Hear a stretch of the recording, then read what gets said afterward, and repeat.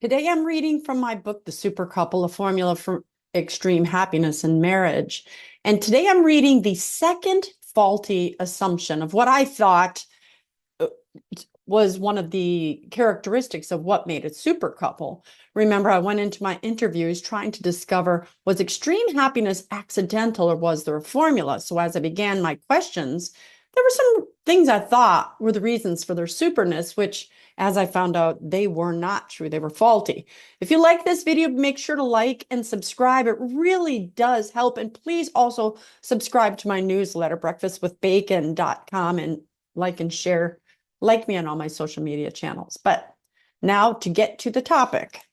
Faulty assumption number 2. Super couples learned super from their parents.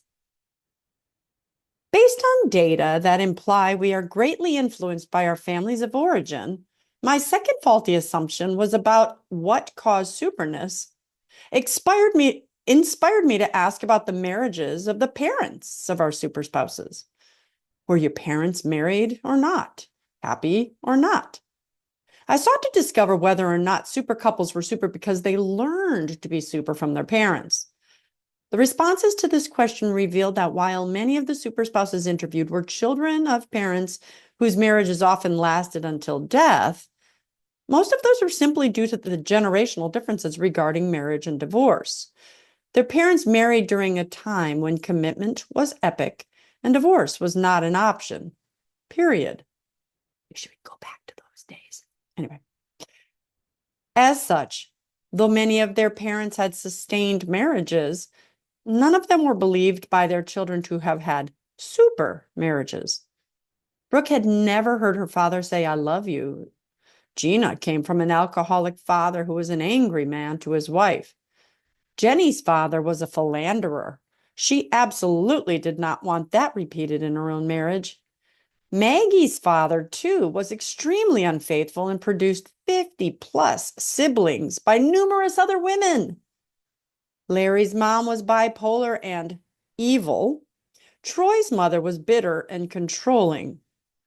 To sum it up, almost all of these couples were raised by parents that were either divorced or definitely in unhappy marriages.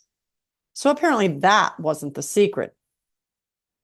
Our families of origin clearly influence us, our personalities, our decisions well into adulthood and beyond. But when it came to the extreme happiness or superness of these couples, their parents' influence seemed to be no more an accurate predictor than were their decisions to do things the right way either. In actuality, if my analysis were to show any correlations between families of origin and super marriages, it would be that super couples often became super because they learned precisely what not to do from their parents. Larry had a mean and schizophrenic and evil incarnate mother that would call him names like idiot and fatty. After recalling the hurtfulness, he said, "You don't call somebody that you deeply love an idiot. And you're supposed to deeply love your spouse and your children." When asked if he made a conscious decision never to call his wife or children hurtful names, he said, "No, I never made a decision. I just don't do it." Though Larry states that his decision to be different than his mother was not a conscious one, his recollection shows that at least on a subconscious level, Larry made a choice to do the opposite of what his parents did. Maggie and Jenny did the same. Their fathers were philanderers, so they knew that they did not want and took steps to best ensure that they did not repeat those patterns. Though each of these couples made a conscious or subconscious choice in their mate selection based on the poor marital examples their parents set, what is now known is that family of origin is not necessarily a factor to marital superness. So there you have it. I know one of the reasons I do these videos is so that those of you who are in struggling marriages can kind of learn, why help me out. Oh my gosh, my parents were miserable. I learned all these miserable habits from my parents. But you can unlearn them. you can also realize that you are not your parents. Just like these couples, you can do the opposite of what they did. Yes, it takes work. Yes, you were taught things, but you're not stupid. You can unlearn bad habits, just like you can quit smoking or stop overeating. You are not a machine. You are a son or a daughter of the Most High God. You are made in His image and likeness, and He is perfect.